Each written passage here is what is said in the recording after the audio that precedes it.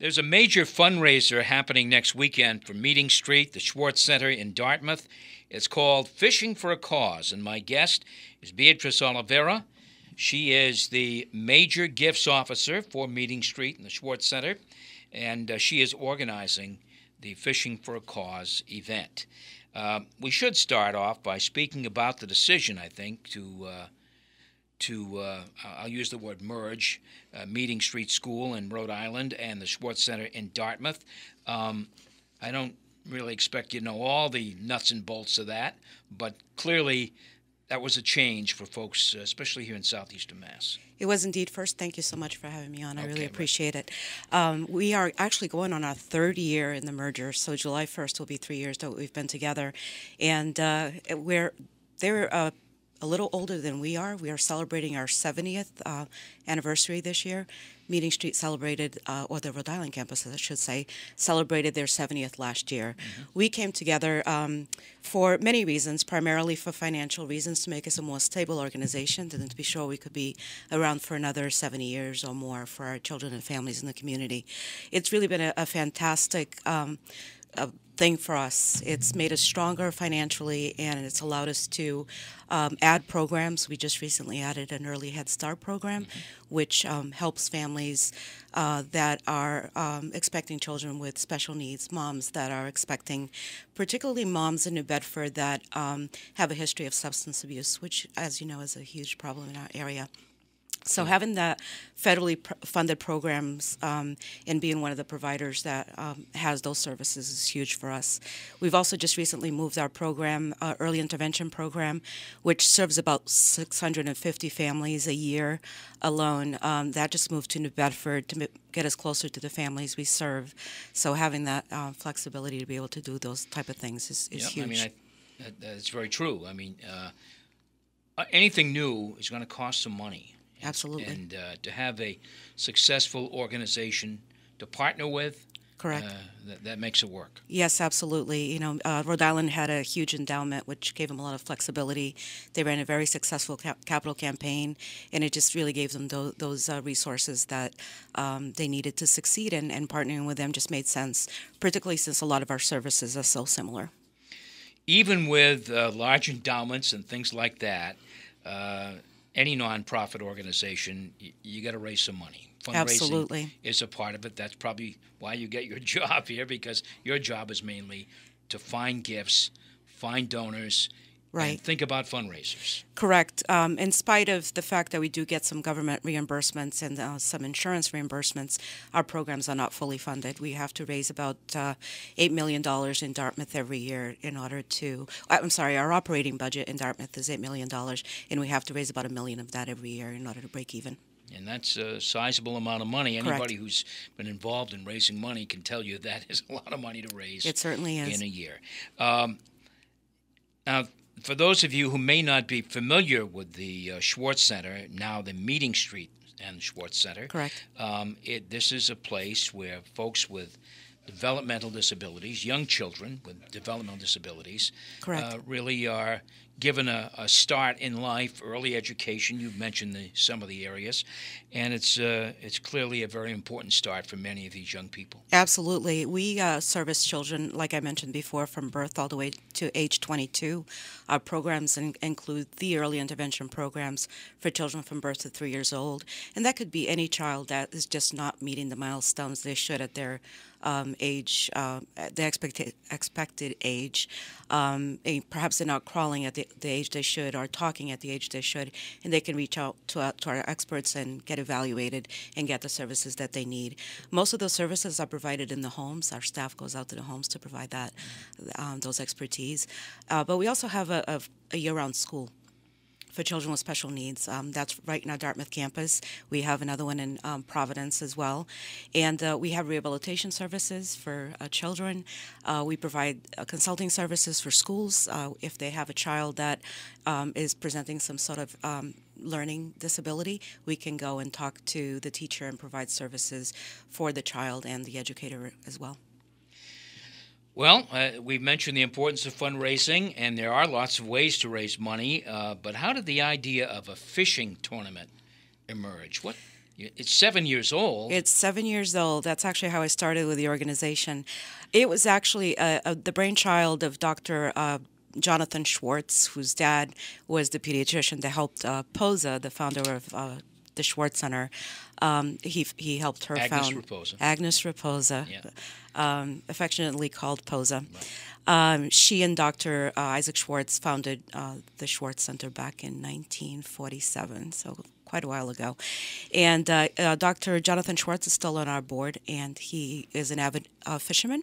And he had participated in other tournaments and thought that this would be a good idea for our school. So they made it happen. They made it happen.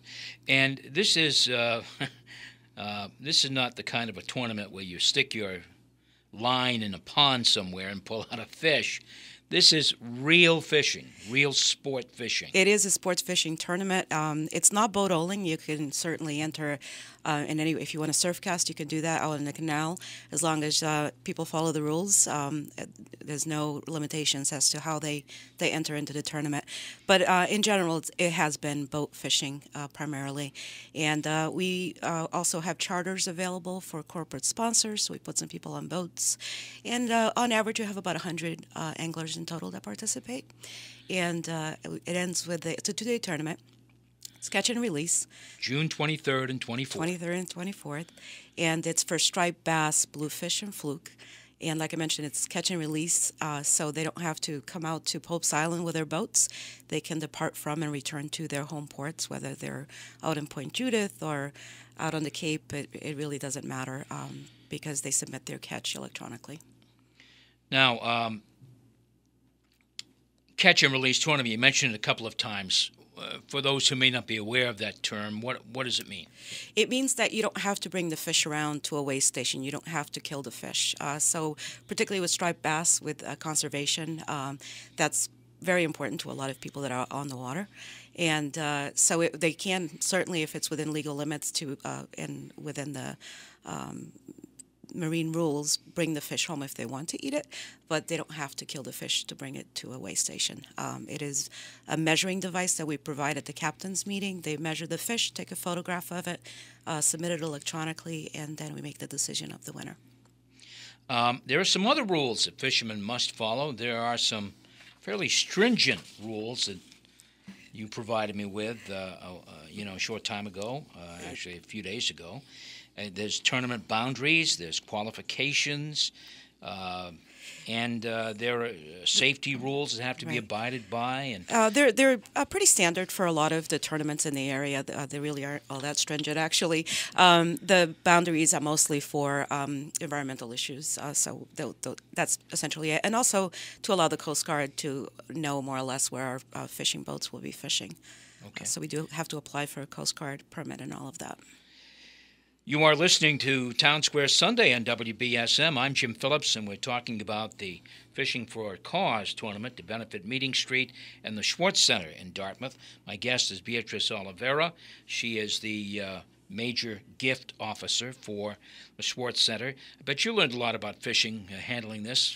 I certainly did. In fact, I have enjoyed many trips out on the water, and can probably had more puns about fishing than anything else, and have learned how to tie knots and learned about the different techniques from jigging to casting. So it's a sport that I've learned to love, absolutely. Yeah. Tell us about the dinner Saturday night. Now, that should really be fun. First of all, this tournament starts on Friday, as we mentioned, and goes through Saturday, and it ends with a dinner under a tent, hopefully weather permitting, at Pope's Island in New Bedford. Knock on wood, in the last 7 years, we have not had bad weather. I always say that Pope's is looking out for us. Wow. It's been beautiful weather. It's a beautiful spot. We really love New Bedford. We love the fact that we are the first annual recreational fishing tournament in New Bedford, the #1 commercial fishing port in the country. So we're very proud of that. The dinner is under a tent, but Pope's Island itself doesn't really have any facility for that type of event, so we have to bring in the water, the electric, all the tables and dinnerware and everything else. So it's quite a feat, but luckily it's been a success every year. And it's catered? It is catered by Pepper's Artful Events. They're out of the Boston area. They give us a phenomenal price. We couldn't do it without their support and the support of quite a few other sponsors that make this happen. All right. And there's a special MC for this dinner. There is. He a came gentleman last who year. showed up last year, did a great job. He's coming back again this year. Lenny Clark. Lenny Clark. He had everyone in stitches last year. He was very amusing, and everyone loved it. And before they left, they made sure to find me and say, make sure you book him today. So he did, and he's coming back. Can people still join in? How do they the deadline, registration deadline has passed, but if somebody really wants to come, you just give me a call. You can reach me at the office, 508-742-6425. We'll be sure to make some room for you. Okay, this is next weekend, the 23rd and 24th, and if you go, there's a Facebook page or website, Fishing for a Cause. It's Facebook, isn't it? It's there is a Facebook page called Fishing for a Cause, and you can also find a link on our website. It's meetingstreet.org/FFAC. That's Fishing for a Cause, the acronym. So what's the biggest fish you ever caught in this tournament? I know that early on you did there was weigh-ins, there was dockside. Last year's striped bass, I believe, was a record breaker, okay. And unfortunately, I didn't bring those numbers with me. All right. But I promise to get that to you today. And there are some rules regarding striped bass. There are. Striped bass can be kept if they fall within the size requirements. The striped bass that are pregnant, they need to be tossed back. So there are some rules, but fishermen that are very conscientious about conservation do toss them back. But there's some that can be kept. Actually, I don't usually toss mine back, I have to confess. Striped bass is a really delicious fish, so if it's a legal size, it's going home with me. Okay, fine. All right, you've learned about fishing. I have. You've gone on some trips. You've tied some knots. Mm-hmm. I bet you've heard a few fish stories over the past few years. Oh, none I can tell on the air, I promise you. I would like to mention how grateful we are for our charter captains. We have quite a few in the area that actually donate their time, their fuel, to take our sponsors out fishing. I want to mention Captain Larry Hall, who's out of Marion. He has a six-pack charter called Gunsmoke. He has been with us since day one of this tournament, and every single year he donates 2 days of fishing to take our corporate sponsors out on the water. And not only that, but then he donates an additional charter for our auction. And on top of that, when he takes a crew out fishing, he doesn't accept money. He has them donated to the Schwartz Center. Mm-hmm. So I want to make sure to do a special shout out to him. There's also Dr. Riley, Don Riley, out in Westport. He's taken some anglers fishing the last couple of years to corporate charters. Rob Taylor out in Newport. We have Mike Massa over in Saconnet.